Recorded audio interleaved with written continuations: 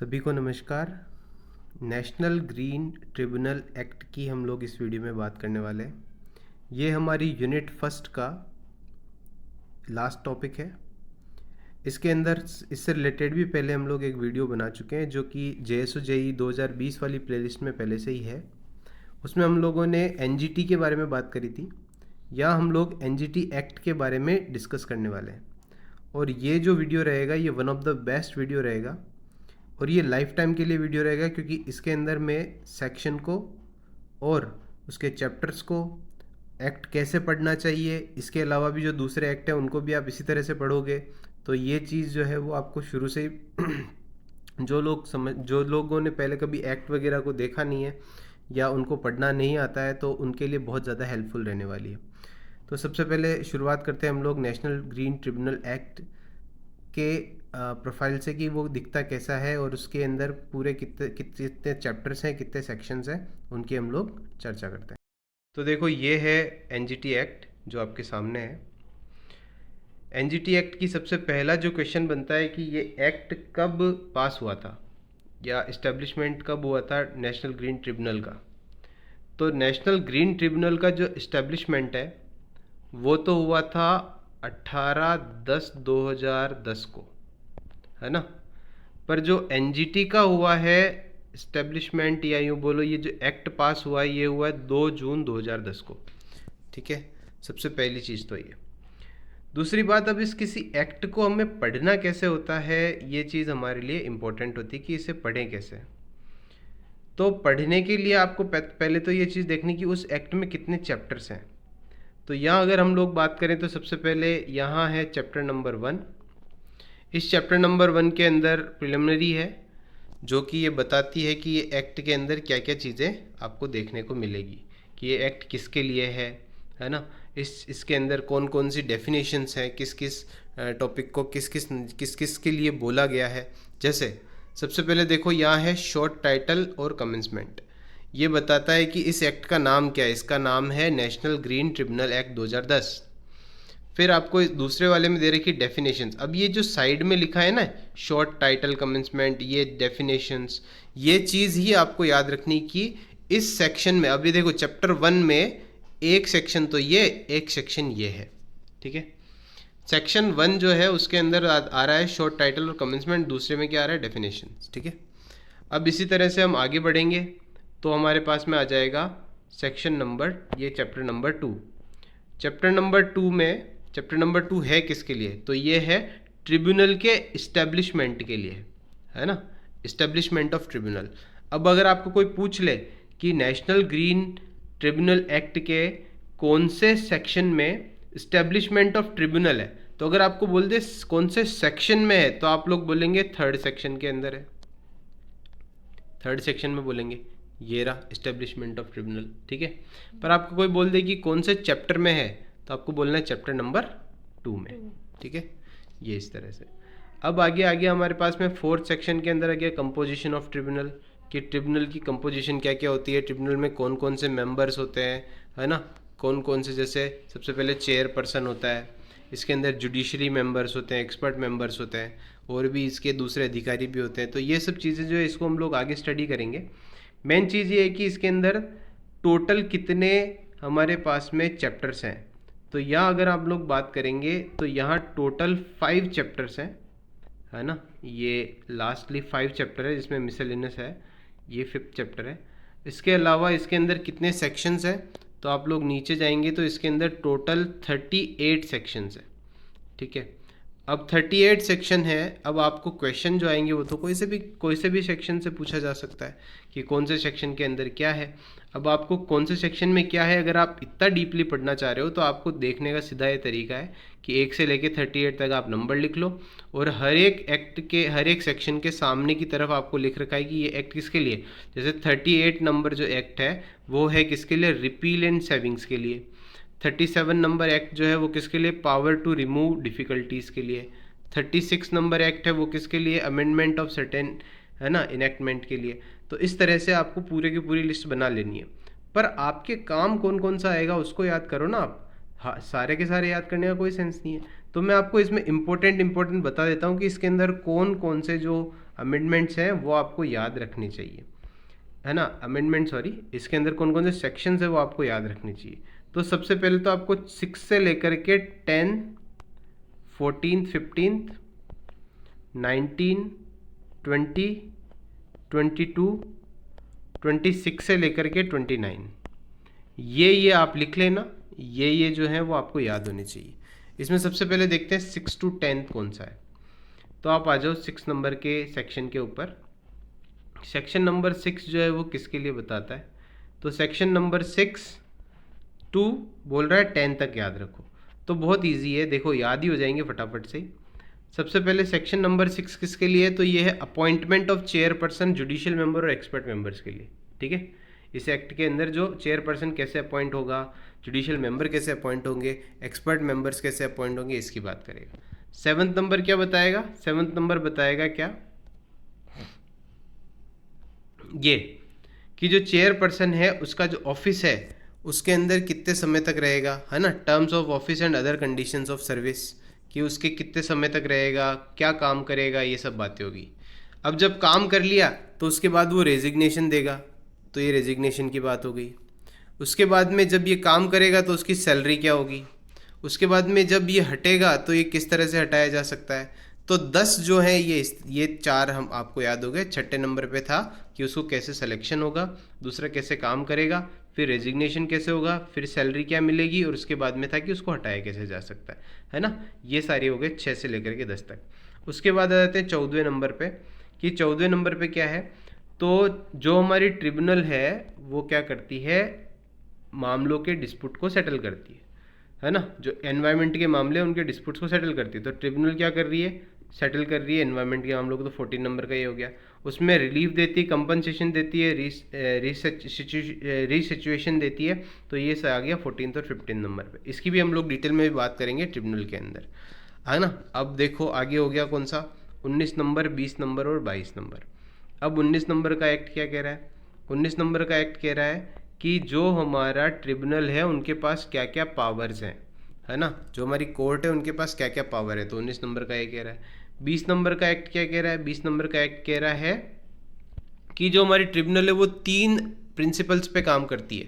कौन कौन से प्रिंसिपल्स है ये भी हम लोग ट्रिब्यूनल में पढ़ेंगे। तो ये प्रिंसिपल्स की बात करती है, इसीलिए इंपॉर्टेंट है।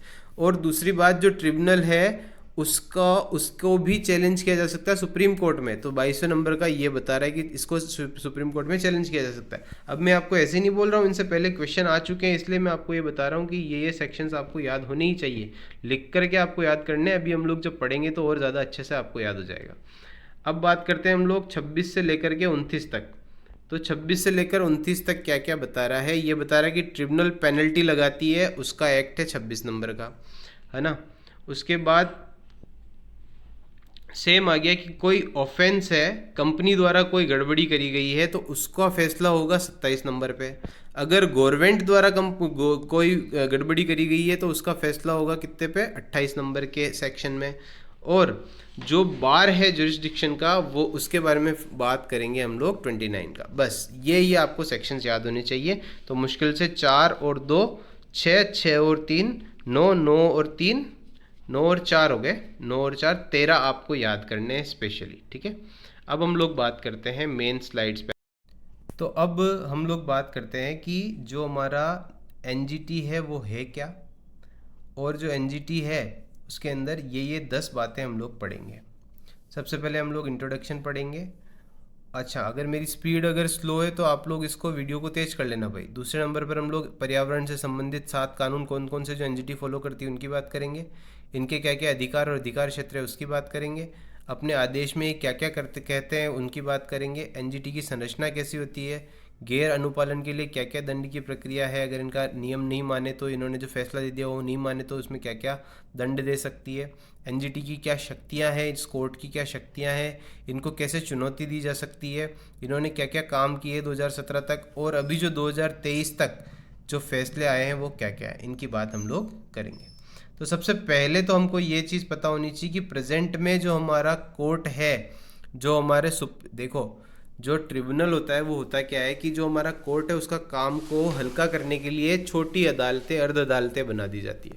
तो जो एनजीटी है वो पर्यावरण से संबंधित मामलों के लिए अर्ध अदालत बनी हुई है। तो इसका चेयरपर्सन कौन है सबसे पहले तो अभी जो वर्तमान में है प्रकाश श्रीवास्तव जी, ये हमारे प्रकाश श्रीवास्तव जी इसके चेयरमैन है, ठीक है ना, चेयरपर्सन ये है। पहले कौन थे? आदर्श गोयल जी थे। अच्छा, दूसरी बात ये कि ये दोनों ही कौन है? तो ये दोनों ही जस्टिस कहलाएंगे, है ना। ये हमारे जो वकील हैं वो है ये मूल हमारे क्या कहते हैं, जो सुप्रीम कोर्ट के न्यायाधीश हैं, है ना।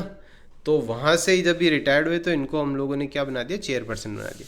तो सबसे पहली चीज़ तो जो हमें याद रहती है वो क्या, कि जो इनका ट्रिब्यूनल का जो चेयरपर्सन है वो कौन होगा? सुप्रीम कोर्ट का न्यायाधीश, ठीक है। वहाँ से रिटायर्ड हुआ या सुप्रीम कोर्ट में कोई वकील रहा हो तो बन सकता है, ठीक है ना। अब वो सब बातें आगे करेंगे कि कितने समय में इनकी पोस्टिंग होती है, क्या होता है, सब बातें। दूसरी बात, इनका टेन्योर कितने टाइम का होता है, कितने टाइम तक ये काम करते हैं? तो ये जो है 3 साल के लिए अपॉइंटमेंट इनका होता है ना। या तो 3 साल के लिए अपॉइंटमेंट होगा, या दूसरी बात ये 70 साल की एज कंप्लीट हो जाए तब तक होगा। तो 3 साल या 70 साल दोनों में से जो जल्दी हो जाए उस तक ये रहते हैं। अगली बात करेंगे कि जो हमारे एनजीटी है, इसका एक्ट का इम्प्लीमेंटेशन कब हुआ था? तो अभी हमने शुरू में पढ़ा था कि एक्ट का इम्प्लीमेंटेशन कब हुआ था? 2 जून 2010 को। इसके अंदर कितने चैप्टर्स है? 5 चैप्टर है। कितने सेक्शन है? 38 सेक्शन है। कितने शेड्यूल है? 3 शेड्यूल है। इसमें एनजीटी के रूल्स और प्रोसीजर्स भी है और दूसरे रूल्स भी है। अगली बात, जो हमारा एनजीटी है इसका इस्टेब्लिशमेंट कौन से सेक्शन के अंदर दिया हुआ है? तो याद रखना है कौन सेक्शन में दे रखा है? 3rd सेक्शन में दे रखा है। एनजीटी कितने प्रिंसिपल्स को फॉलो करता है? कौन कौन से सिद्धांत है जिनके ऊपर ये फैसले देता है? तो सबसे पहला जो सिद्धांत है वो है नेचुरल जस्टिस का सिद्धांत, प्राकृतिक न्याय का सिद्धांत, है ना। प्राकृतिक न्याय क्या है? कि जो इंसान है, पेड़ पौधे हैं, ज़मीन है, जंतु है, जीव जंतु, सभी को अपना अपना जो प्रकृति ने जिस तरह से उनको न्याय दे रखा है, जिस तरह से उनके साथ जस्टिस किया हुआ है कि उनको क्या क्या अधिकार है इस जीवन में जीने का, उनको स्वतंत्रता कितनी है, उनको ये चीज़ फॉलो करता है ये। दूसरा क्या करता है? सस्टेनेबल डेवलपमेंट की बात करता है कि आप विकास करो पर प्रकृति को नुकसान नहीं होना चाहिए, है ना। उसके बाद में ये पॉल्यूटर पे की बात करता है। पॉल्यूटर पे का मतलब क्या होता है? पॉल्यूटर पे का मतलब जो गंदगी करेगा, जो प्रदूषण मचाएगा, वो ही उसका भुगतान करेगा। और प्रिकॉशनरी प्रिंसिपल्स की बात करता है कि आपको कम से कम पॉल्यूशन फैलाना है, उसके लिए जो भी प्रिकॉशन आप कर सकते हो उसको करो। ये 4 सिद्धांत है, मोस्ट इंपॉर्टेंट है, आपको याद रखने हैं क्योंकि ऑब्जेक्टिव टाइप क्वेश्चंस बन सकते हैं इसके ऊपर, चारों सिद्धांत के ऊपर, ठीक है। अगली बात करते हैं हम लोग नेक्स्ट है हमारे पास कि जो मैंने पहले भी बोला था कि जो एक्ट है वो तो कब लागू हुआ था? 2 जून 2010 को, है ना। पर जब ये कोर्ट बनी थी वो कब बनी थी? तो बात करी थी हमने 18/10/2010 को बनी थी, ठीक है। तो 18/10/2010 को कोर्ट बनी थी। अगली बात करते हैं जो इफेक्टिव एंड एक्सपेंडिचर, ये देखो ये भी बहुत इंपॉर्टेंट चीज़ है कि ये बनी क्यों कोर्ट, है ना। तो मैंने बताया था कि जो हमारा क्या बोलते हैं कोर्ट है, जो हमारे सुप्रीम कोर्ट है, सुप्रीम कोर्ट के जो केसेस हैं उनको कम करने के लिए बनी हुई है। अब ये करता क्या है? For effective and expeditious disposal of cases, कि भाई जो एनवायरनमेंट के मुद्दे हैं उनको एक्सपर्ट राय के साथ में इनको सोल्व कर दिया जाए। दूसरी बात, ये गिव रिलीफ देता है, किसको देता है? जिनका डैमेज हुआ है। जैसे एक एग्जांपल देता हूँ मैं, अभी छत्तीसगढ़ के अंदर पीकेसीएल नाम की जो कंपनी है उसका कोयला जो है वहाँ से खनन होना बंद हो गया। खनन होना क्यों बंद हो गया? क्योंकि वहाँ पर पीकेसीएल जो है वो राजस्थान की एक क्या बोलते हैं, अडानी के साथ में कंबाइन एक कंपनी है जो कि वहाँ से रॉ कोल को वॉश करके देती है। उसका खनन बंद कर दिया गया। खनन इसलिए बंद कर दिया क्योंकि वहाँ के जो लोकल्स हैं उन्होंने उसका विरोध किया कि भाई जो हम लोग यहाँ रह रहे हैं इस खनन की वजह से हमारे पेड़ पौधे जंगल कटेंगे, उसकी वजह से उसको बंद करो। तो इससे क्या हुआ, इसका जो फैसला दिया वो एनजीटी ने दिया, तो इससे क्या हुआ, उनको रिलीफ मिला, उनको कंपनसेशन भी दिलाएगी कि भाई एक अगर उनकी ज़मीन मिलेगी तो उसका पैसा दो, या फिर उनको रहने के लिए आवास दो, या आप जितने पेड़ काटोगे उतने पेड़ वापस लगाओ। जैसे आप रोड वगैरह बन रही है तो उस रोड को जो के ऊपर पेड़ वगैरह लगाओ, ये सब चीज़ें हैं वो कंपनसेशन और डैमेज की बात करते हैं। अगली बात ये मैंने बता ही दिया है, स्पेशलाइज्ड बॉडी है जो क्या करती है, एनवायरनमेंट के डिस्प्यूट्स को हैंडल करती है। ठीक है, अगली बात करेंगे हम लोग नेक्स्ट कि tribunal shall not be bound by the procedure laid down under the code of civil procedure. ये देखो भाई, जो हमारी नॉर्मल न्याय संहिता है उसको ये फॉलो नहीं करती, इस पर उसका कोई फ़र्क नहीं पड़ता। ये इसको जो एनवायरनमेंट के लिए बेहतर से बेहतर फैसले देने वो ही दे सकता है, इसके अंदर किसी का भी कोई भी रोक टोक नहीं है। स्पीडी एनवायरमेंटल जस्टिस के लिए काम करती है ना, 6 महीने के अंदर अंदर केस को सोल्व करने का इनका काम है। अगली बात, इनकी जो कोर्ट है वो कहाँ कहाँ है, तो सबसे पहले जो प्रिंसिपल कोर्ट है वो तो है न्यू दिल्ली में। फिर इनकी 4 हमारी और जोनल कोर्ट्स हैं, जो सबसे पहले सेंट्रल जोन जो है वो मध्य प्रदेश हमारा बीच का आता है। मध्य प्रदेश का अंदर कौन है, भोपाल के अंदर इनकी कोर्ट आ गई।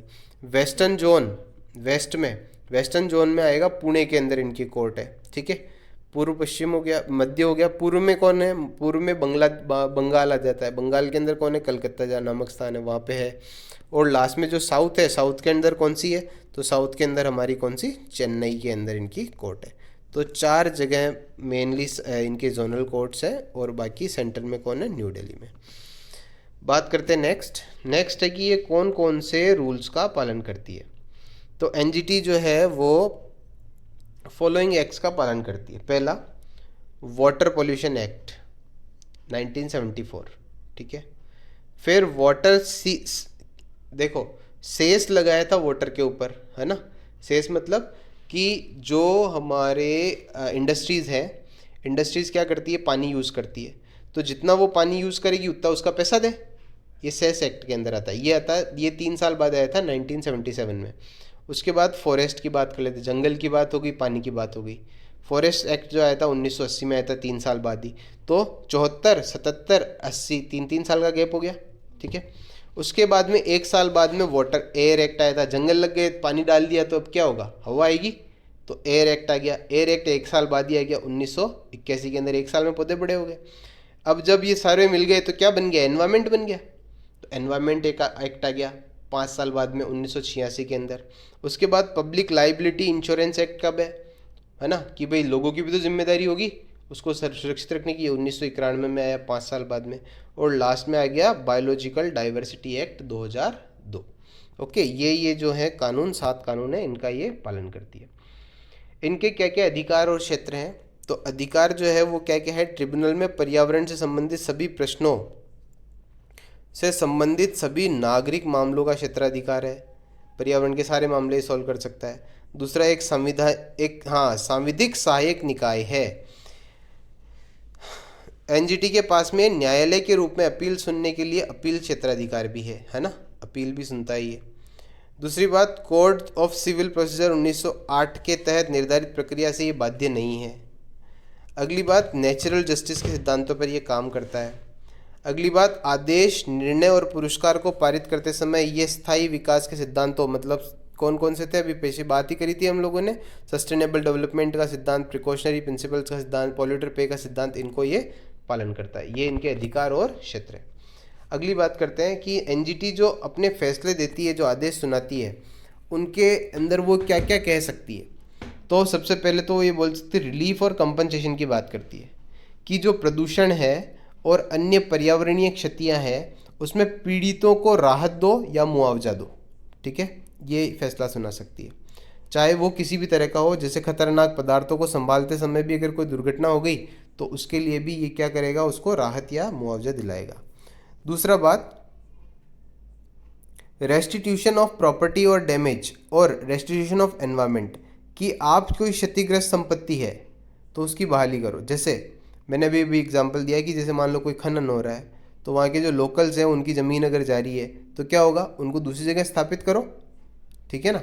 या क्या होगा कि अगर मान लो पेड़ पौधे कट गए, किसी आपने जो हाईवे बनाया उसमें बहुत सारे पेड़ पौधे कट गए, तो आपको क्या करना पड़ेगा, जो एनएच है, हमारे जो नेशनल हाईवे अथॉरिटी है, उनको क्या करना पड़ेगा, नए पौधे उगाने पड़ेंगे। जितने काटोगे उतने उगाने पड़ेंगे। जैसे कोई पावर प्लांट बनाया, किसी पावर प्लांट के बनते समय मान लो 3 लाख पौधे कटे, तो आपको क्या करना पड़ेगा, जो पावर प्लांट है उसको 3 लाख पौधे और लगाने पड़ेंगे। ट्रिब्यूनल का जो आदेश है, निर्णय या पुरस्कार है, वो दीवानी न्यायालय की, ये भी इम्पोर्टेंट है भाई, है ना, कि ये जो इनके जो आदेश हैं वो दीवानी न्यायालय के रूप में निष्पादन योग्य है। सेक्शन 25 के अंदर ये बात कही गई है। अगली बात करते हैं एनजीटी की संरचना की। एनजीटी की जो संरचना है वो सेक्शन 5 के अंदर दी हुई है। 6 के अंदर तो आपको पता ही है चेयरपर्सन वगैरह का वही आ जाता है, अपॉइंटमेंट कैसे होगा। तो उनकी जो संरचना है उसको किस में दे रखी है, 5th में दे रखी है। इसमें सबसे पहले तो क्या है कि इसके अंदर एक तो परमानेंट अध्यक्ष होता है, ठीक है। दूसरा क्या होंगे, विशेषज्ञ सदस्य होंगे। तीसरा क्या होंगे, न्यायिक सदस्य होंगे। जो एक अध्यक्ष होगा वो कौन होगा, चेयरपर्सन। उसकी नियुक्ति कौन करेगा, उसकी नियुक्ति मुख्य न्यायाधीश के परामर्श पर केंद्र सरकार करेगी। ये जनरली कौन होते हैं, तो मैंने बताया आपको कौन होंगे, ये होंगे मुख्य न्यायालय के न्यायाधीश, चीफ जस्टिस से रिटायर्ड हुआ या उसी कोर्ट के अंदर जब 10 साल तक काम किया हुआ वो आदमी इसके अंदर, या वो जस्टिस जो है, वो मुख्य न्यायाधीश जो है, वो न्यायाधीश जो है वो इसके अंदर काम कर सकता है, इसके अंदर मुख्य अध्यक्ष के रूप में काम कर सकता है। अगली बात करें, सबसे पहला जो अध्यक्ष था वो था लोकेश्वर सिंह पंत। न्यायिक जो सदस्य है वो होंगे 10 या 20 तक पूर्णकालिक, है ना, अधिकतम 20 मिनिमम 10। पर अभी की ये वर्तमान स्थिति है कि टोटल 10 भी नहीं है ना। उसकी पूर्ति के लिए भी इन्होंने अभी फैसला लिया था और इस तरह की छोटी छोटी कोर्ट्स और इन्होंने खुद ने बना ली थी नीचे अपने, ठीक है। अच्छा, जो विशेषज्ञ सदस्य हैं, विशेषज्ञ सदस्यों का भी सेम है, कम से कम 10 होने चाहिए और ज़्यादा से ज़्यादा 20 हो सकते हैं। अच्छा, जो न्यायिक सदस्य हैं उनकी नियुक्ति कौन करेगा, जो न्यायिक सदस्य हैं उनकी नियुक्ति करेगा कौन, उनके अंदर एक सेक्शन क्या बोलते हैं उसको, सिलेक्शन कमेटी बनती है। सिलेक्शन कमेटी केंद्र सरकार द्वारा बनाई जाती है। केंद्र सरकार की सिलेक्शन कमेटी उनकी नियुक्ति करती है, केंद्र सरकार द्वारा इसकी नियुक्ति की जाती है। और जो विशेषज्ञ सदस्य हैं उनकी भी केंद्र सरकार ही नियुक्ति करेगी। अब विशेषज्ञ सदस्य कौन होते हैं, या तो कोई पोस्ट ग्रेजुएट हो, या यूजी हो, या कोई पीएचडी होल्डर हो, किसमें, एनवायरनमेंट से जुड़े हुए मामलों के अंदर, है ना, जिसको कि कम से कम 20 साल का एक्सपीरियंस हो पर्यावरण से संबंधित मामलों का, वो विशेषज्ञ सदस्य बनाया जा सकता है, ठीक है। न्यायिक सदस्य बनने के लिए तो योग्यता वही हो गई कि जो हाई कोर्ट या सुप्रीम कोर्ट के अंदर जिसने काम कर रखा हो। आगे बात करते हैं, ये हो गई इनकी संरचना की। आगे है एनजीटी की। अगर कोई अनुपालना नहीं करता, एनजीटी ने कोई फैसला सुनाया उसको नहीं मानता, तो क्या होगा, तो उसको सजा मिलेगी, कारावास मिल सकता है 3 साल तक मैक्सिमम, ठीक है। या फिर उनको कोई जुर्माना देना पड़ सकता है, 10 करोड़ रुपए तक का जुर्माना दिया जा सकता है, या फिर जुर्माना भी दिया जा सकता है और कारावास भी दिया जा सकता है। एनजीटी के आदेश, निर्णय, पुरस्कार के खिलाफ अगर आपको अपील करनी है तो आप 90 दिनों के अंदर सुप्रीम कोर्ट में उसकी अपील कर सकते हो, ठीक है। अच्छा, ये भी अभी लास्ट में देखा था अपन ने, कौन से नंबर पे था, है ना, सेक्शन नंबर कौन सा था, आप कमेंट सेक्शन में करना इसको कि भाई कौन से सेक्शन के अंदर सुप्रीम कोर्ट के अंदर इसके फैसलों के लिए वापस से अपील लगाई जा सकती है, इसको आप पढ़ करके मुझे बताना। अब जो एनजीटी की शक्तियां हैं, एनजीटी की शक्तियों की अगर हम लोग बात करें कि क्या क्या शक्तियां इनके पास में, तो सबसे पहली शक्ति तो है कि एनजीटी पर्यावरण विनिमय में एक महत्वपूर्ण रूप से उभरा है। प्रदूषण से, वनों की कटाई से लेकर के अपशिष्ट प्रबंधक, मतलब कोई शहर को, जैसे रतलाम शहर में भी ऐसा हुआ था कि जो वहाँ के लोकल लोग हैं उन्होंने पिटीशन दायर की थी कि भाई जो रतलाम की जो म्यूनसिपल कमीशन है वो कि रतलाम को साफ़ करने में सफल नहीं हो पा रही है, तो उनको भी इन्होंने फटकार लगाई और वहाँ के जो कलेक्टर वगैरह हैं उनको आदेश दिया कि आपको किसी भी तरह से वहाँ की साफ़ सफाई का ध्यान देना है और वहाँ के लोकल लोगों को किसी भी तरह का कोई भी प्रॉब्लम नहीं आनी चाहिए, है ना। तो ये अपशिष्ट प्रबंधन के मुद्दों पर भी सख्त से सख्त आदेश पारित कर सकता है। वैकल्पिक विवाद समाधान तंत्र स्थापित करता है जिससे कि पर्यावरण का भी नुकसान ना हो, विकल्प देता है कि पर्यावरण का भी नुकसान ना हो और विकास भी होता रहे। उच्च न्यायालय की मुकदमेबाजियों का बोझ तो कम हो ही गया, उच्च न्यायालय के अंदर ही सारी चीज़ें होती थी पहले, सारे वहीं पे जाते थे केसेस जिनको ये निपटाता है। कम औपचारिक, कम खर्चीला, पर्यावरण से संबंधित विवादों को सुलझाने में का तेज तरीका है ये एनजीटी। पर्यावरण के नुकसान पहुंचाने वाली गतिविधियों को रोकने में बहुत ही महत्वपूर्ण भूमिका निभाता है। दूसरी बात, अध्यक्ष और सदस्य पुनर्नियुक्ति के पात्र नहीं होते। एक बार जो एनजीटी का अध्यक्ष बन गया या सदस्य बन गया, वो जो वापस रिटायर्ड होगा तो उसके बाद में वापस एनजीटी में नहीं आएगा। एनजीटी में ये सुनिश्चित करने के लिए महत्वपूर्ण भूमिका निभाई कि पर्यावरण प्रभाव आकलन प्रक्रिया को, मतलब EIA है ना, इन्वायरमेंट असेसमेंट को ये सख्ती से सख्त से सख्त कार्रवाई करके और उसको पूर्ण कराता है। ओके, आगे बात करते हैं क्या क्या चुनौतियां हैं जो एनजीटी को फेस करनी पड़ती है। तो देखो, एनजीटी का जो काम है वो है मेन पर्यावरण का। पर्यावरण में जंगल सबसे ज़्यादा आते हैं। तो जो वन्य जीव संरक्षण अधिनियम है 1972 और जो जनजाति अनुसूचित जनजाति मतलब एसटी एक्ट है वो 2006 वाला, ये दोनों ही इसके आड़े आती है कि ये उनको कुछ बोल नहीं सकते। उसी वजह से कई बार प्रॉब्लम आती है और कई क्लैशेस देखने को मिलते हैं। दूसरा जो है वो है कि एनजीटी ने फैसला लिया उसको उच्च न्यायालय में चुनौती दे देंगे लोग। इसी वजह से जब एनजीटी एक बार फैसला लेता है तो उसको उच्च न्यायालय में और ज़्यादा घसीटा जाता है। दूसरी बात यह है कि एनजीटी के सामने सुप्रीम कोर्ट को भी में भी उसको चुनौती दी जा सकती है। तो यहाँ पे आ गया आपका सेक्शन 22 की सुप्रीम कोर्ट के अंदर भी इसको चुनौती दी जा सकती है। आगे बात करें आर्थिक विकास और विकास उनके नतीजों के कारण। हाँ, ये देखो, आर्थिक विकास एनजीटी के नतीजे जो होते हैं वो आर्थिक विकास में बाधक तो होंगे ही होंगे, क्योंकि जैसे मान लो आज राजस्थान को एनर्जी की ज़रूरत है तो उसके लिए कोयले की ज़रूरत पड़ेगी। अब छत्तीसगढ़ से कोयला आता है, तो छत्तीसगढ़ से जो कोयला आता है तो छत्तीसगढ़ सरकार एनजीटी के कहने पर अगर कोयले की खनन को बंद कर दे तो क्या होगा, राजस्थान के विकास में तो चुनौती आएगी ना। तो ये चीज़ हमेशा ये ज़्यादातर देखने को मिलती है कि जो नए प्लांट्स हैं उनको एनवायरनमेंट की स्वीकृति नहीं मिल पा रही है, जो थर्मल पावर प्लांट्स हैं उनके लिए। दूसरी बात, मुआवजे का निर्धारण करने में सूत्र आधारित तंत्र की अनुपस्थिति के कारण ये मुआवजा कितना होना चाहिए उनके लिए इनके पास में कोई भी फिक्स वो है नहीं अभी तक रूल्स। एनजीटी द्वारा दिए गए फैसलों को पूरी तरह से हितधारकों या सरकार द्वारा अनुपालन नहीं किए जाते हैं। फैसले देते हैं पर लोग फॉलो ही नहीं करते, ये भी प्रॉब्लम आ जाती है। अगली बात, मानव और वित्तीय संसाधनों की कमी के मामले में उच्च पेंडेंसी ने जन्म दिया। जैसे 6 महीने के अंदर एनजीटी के मामलों का निपटान होना चाहिए, पर कोर्ट के अंदर वही नहीं है, जज साहब भी नहीं है, तो कैसे आप निपटान करोगे। तो ये भी एक प्रॉब्लम इनको फेस करनी पड़ती है। एनजीटी ने क्या क्या किए अभी तक, ऐसे कौन से फैसले किए जो कि सराहनीय कार्यों में गिने जाएंगे। सबसे पहले तो 2012 के अंदर पोस्को नाम की एक स्टील बनाने वाली कंपनी थी जो कि उड़ीसा सरकार के साथ में उन्होंने एमओयू किया कि हम यहाँ पर एक स्टील प्लांट लगाएंगे। तो एनजीटी ने उसको पूरी तरह से सस्पेंड कर दिया कि नहीं भैया कोई स्टील प्लांट नहीं लगेगा, क्योंकि जो लोकल कम्युनिटी और जो फॉरेस्ट डिपार्टमेंट है उन्होंने ये बोला कि इसकी वजह से बहुत ज़्यादा कटाई होगी, ये इसलिए बंद कर दिया। 2012 के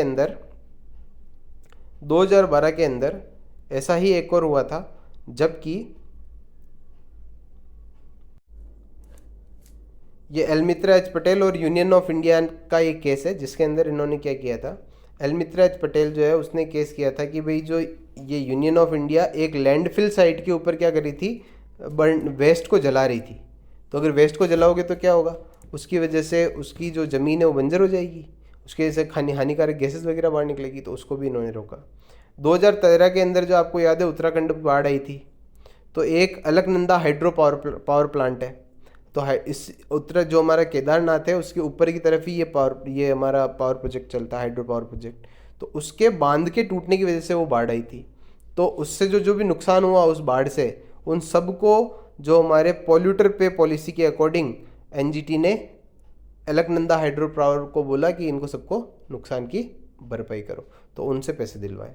अगली बात, 2015 के अंदर क्या हुआ था, 2015 में जो दिल्ली एनसीआर है, दिल्ली एनसीआर के अंदर डीजल गाड़ियाँ थी, उनको इन्होंने क्या करा, बैन कर दिया। 10 साल से पुरानी जितनी भी डीजल गाड़ियाँ थी इन्होंने फैसला दिया कि भाई इनको सबको बंद करो, क्योंकि ये बहुत ज़्यादा पोल्यूशन पैदा करती है। अगली बात करें नेक्स्ट कि 2017 के अंदर आर्ट ऑफ लिविंग जो हमारा श्री श्री रविशंकर का है, उन्होंने एक यमुना नदी के ऊपर एक प्रोग्राम किया था जिसको कि एनजीटी की स्वीकृति नहीं थी। तो इन्होंने उस अस्वीकृत काम की वजह से 5 करोड़ रुपए का उनके ऊपर फाइन लगा दिया था, श्री श्री रविशंकर के ऊपर। अगली बात, 2017 के अंदर इन्होंने ऐसे किया कि जो भी प्लास्टिक वेस्ट है, जो भी प्लास्टिक बैग्स हैं, 50 माइक्रोन से छोटे अगर बैग हैं, है ना, तो वो क्या करते हैं, वो जल को बहुत ज़्यादा नुकसान पहुंचाते हैं। 50 माइक्रोन से छोटे होते हैं, जल जीवन के लिए बहुत ज़्यादा नुकसान है। जो हमारे एनिमल्स हैं, हमारे कोई गाय वगैरह खाती है, वो भी प्लास्टिक बैग्स खाने की वजह से, मतलब थैलियाँ हैं मेनली, ये नुकसान पहुँचाती है। उसको क्या करती है, इन्होंने बैन कर दिया कि भाई इसको पूरे देश से बैन करो। अगली बात, अभी आप लोगों को मैंने बताया कि 2017 के बाद में 2018 से 23 जो रह गया, तो इसके बीच में इन्होंने क्या क्या किया। तो जल्दी से जल्दी मामलों के निपटान के लिए इन्होंने वीडियो कॉन्फ्रेंसिंग से मामले निपटाना शुरू कर दिया। अगली बात, इन्होंने क्या किया कि जो 5 साल से ज़्यादा पुराने मामले हैं उनके लिए स्पेशल बेंच बनाई और फटाफट मामलों को निपटाया। कोर्ट मैनेजमेंट और केस मैनेजमेंट ये भी इन्होंने किया। इसमें क्या होता है कि कोर्ट मैनेजमेंट और केस मैनेजमेंट में क्या होता है कि आपको उसे एक लिमिटेड एक टाइम दे दिया कि 1 महीने के अंदर अंदर आपको केस के अंदर पता करना है कि ये जो केस है वो किस मामले से संबंधित है और उसको अगले 1 महीने में कैसे भी करके निपटाना है। ये कोर्ट मैनेजमेंट केस मैनेजमेंट आता है। एक है सो मोटो। सो मोटो में क्या होता है, ये है स्वतः संज्ञान। सो मोटो मतलब होता है स्वतः संज्ञान का प्रोसेस, कि एनजीटी खुद आगे होकर के जाएगी और ये देखेगी कि जो हमारे कोई भी जो विकास प्रक्रिया है उसके अंदर पर्यावरण का पालन हो रहा है या नहीं हो रहा है। ये सीपीबीसी या जो भी राजकीय पीसीबी है उनसे उनके द्वारा ये अपना कार्य करवाती है। ठीक है, जैसे भी कोई पावर प्लांट वगैरह भी है वहाँ पर भी जो है वो एनवायरनमेंट वगैरह के जो लोग हैं वो आकर के चेक करते हैं और उसकी रिपोर्टिंग जो है एनजीटी को करते हैं। लेटर पिटीशंस मतलब होता है कि लेटर लिख करके भी कई लोग पिटीशन दायर करते हैं, कोई शिकायत वगैरह करते हैं, उनका भी इन्होंने निपटान किया। अगली बात है कि जो वाटर एक्सट्रैक्शंस हैं, है ना, कहीं पर क्या होता है कोई फैक्ट्री है उसका गंदा पानी नालों में छोड़ा जा रहा है। सैंड माइनिंग है ना, रेत, जैसे बनास नदी के अंदर, राजस्थान के अंदर बनास नदी के अंदर से रेत का बहुत ज़्यादा खनन किया जाता है, उसको रोकने के लिए। इको सेंसिटिव जोन्स, जो मैंने ESZ का आज ही मैंने एक शॉर्ट वीडियो बनाया कि ESZ क्या होता है, तो वो शॉर्ट वीडियो में जाकर के देखो, आपको मैंने टैग कर रखा है उसके अंदर। JSO JEE की जो 2023 वाली प्लेलिस्ट है उसके अंदर टैग कर रखा है, वहाँ देखो इको सेंसिटिव जोन क्या होता है। बायोडाइवर्सिटी प्रोटेक्शन की अगर हम लोग बात करें, है ना, उनके लिए वाइल्ड लाइफ प्रोटेक्शन के लिए, controlling source of water and land pollution, इन सब का जो केसेस हैं वो जो सुप्रीम कोर्ट के अंदर थे उनकी भी मॉनिटरिंग ये लोग करते हैं, रिवर पोल्यूशन, वेस्ट मैनेजमेंट सबकी। आगे हम लोग बात करते हैं method of application of polluter पे रेजिम। इन पे तो अभी हम लोगों ने देख ही लिया पॉल्यूटर पे वाली बात, तो कि जो भी गंदगी करेगा वो ही उसका भुगतान करेगा। जितनी भी डिस्ट्रिक्ट्स हैं, placing progress in execution of website, सबके अंदर वेबसाइट्स बना दी है, हर एक डिस्ट्रिक्ट की अलग से वेबसाइट है, उसके ऊपर इनको पूरा का पूरा डेटा देना है कि उनकी एयर क्वालिटी क्या है ना, उनकी जो नदियां हैं उनकी क्या सिचुएशन है। ओके, और ये सारी चीज़ जो अभी पूरे देश के अंदर इन्होंने इम्प्लीमेंट कराई है, ये बहुत इनकी एक शानदार बात रही है।